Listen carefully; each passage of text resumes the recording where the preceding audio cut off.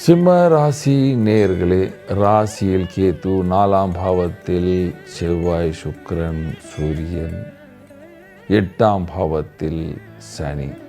அலைச்சலான காலம் என்று சொல்லுவேன்.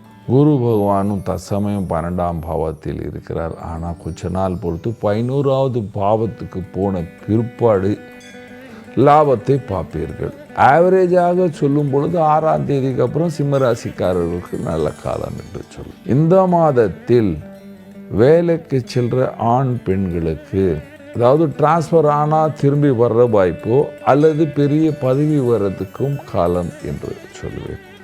அரசியலில் அலைச்சல்கள் இருக்குது. ரொம்ப உஷாராக பேசணும். ஏன்னா குரு ராசி பரிவர்த்தனம் இருக்குது. அதிசார குரு ராசி பரிவர்த்தனம் இருக்கின்றது.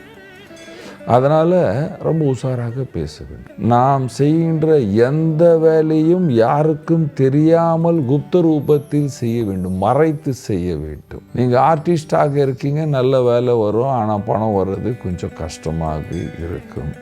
வியாபாரிகளுக்கு நல்ல காலம். ஆனால் எக்ஸ்போர்ட் பண்ணுறவங்களுக்கு கரெக்டான எல்சி வருதான்னு மாத்திரம் பார்த்து, இம்போர்ட் பண்ணுறவங்களுக்கு பிரச்சனை கிடையாது. எக்ஸ்போர்ட் வெளியே அனுப்புகிறவங்களுக்கு கொஞ்சம் பிரச்சனை இருக்கின்றது. விவசாயிகளுக்கு லாபம் நஷ்டம் ரெண்டும் ஒரே சமானமாக இருக்குது. அதனால் ரொம்ப விசேஷமான லாபம் இல்லை அப்படின்னு சொல்லலாம். தசாகாலம் நல்லா இருந்தால் வேறு விஷயம். ஸ்டூடெண்ட் எல்லோருக்கும் நல்ல காலம் என்று சொல்கிறேன். ஆனால் கடுமையாக முயற்சி பண்ணி நல்லா படிக்கணும். ஏன்னா எக்ஸாம் டைம் எல்லாம் சீக்கிரம் வரப்போகிறது.